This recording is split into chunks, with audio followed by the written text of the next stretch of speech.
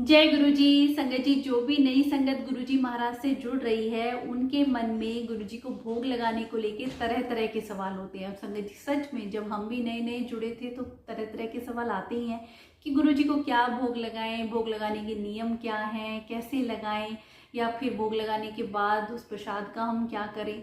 संगत जी, सबसे पहले ये बात समझें कि गुरुजी ने कोई नियम नहीं बताया। गुरुजी ने नहीं कहा कि आप उन्हें भोग लगाएं, पर फिर भी हमारा भाव होता है कि जो परमात्मा हमें सब कुछ दे रहे हैं, सबसे पहले हम उन्हें अर्पण करें और उनका चखा हुआ प्रसाद हम खाते हैं तो वो हमारे लिए अमृत बन जाता है।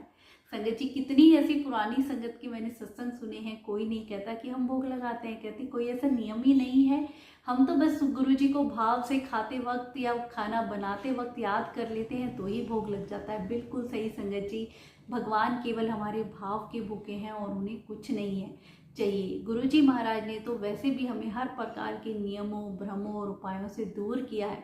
गुरुजी खुद ही कहते हैं, ग्रस्त जीवन में रहते हुए कई बार हम कुछ नियमों का पालन नहीं कर पाते हैं, फिर हमें वो कुछ ऐसे बर्डन की तरह पूरे करने पड़े तो अच्छा भी नहीं लगता। सच्चे दिल से आप भाव से बस गुरुजी को याद कर लें, कुछ भी खाते वक्त, बनाते वक्त, तो ही गुरुजी को भोग लग जाता है। संगत जी, ऐसा कुछ नहीं है कि हमें कुछ स्पेशली बनाना है, क्योंकि कई बार गृहस्थ जीवन में रहते हुए एक बार का खाना बच भी जाता है, तो क्या फिर हम दोबारा गुरुजी को उसको भोग लगाएं? नहीं संगत जी, आप कुछ भी खाते हैं, कहीं भी जाते हैं, बस गुरुजी को उस वक्त याद कर लें, तभी गुरुजी हमारे पास आ जाते हैं और हमारा भोजन चख लेते हैं और वो हमारे लिए प्रसाद बन जाता है। बहुत सी संगत के इतने इतने सवाल होते हैं कि हम कहीं बाहर जा रहे हैं एक दिन के लिए, या कहीं हम बाहर खाना खाने जाएं, तब गुरुजी को भोग कैसे लगाएं, क्या घर में पहले भोग बना के जाएं? संगत जी, ऐसा कुछ नहीं है। आप जहाँ भी हों, कहीं भी हों, बस उस वक्त गुरुजी को याद कर लें, खाते वक्त, आओ गुरुजी भोग लगाओ, तो गुरुजी भोग स्वीकार करते हैं। भगवान तो हमारे भाव के भूखे होते हैं। संगत जी, आपने देखा होगा श्री राम जी कैसे सबूरी के वो झूठे बेरों को कैसे स्वीकार करते हैं और कितने चाव से खाते हैं।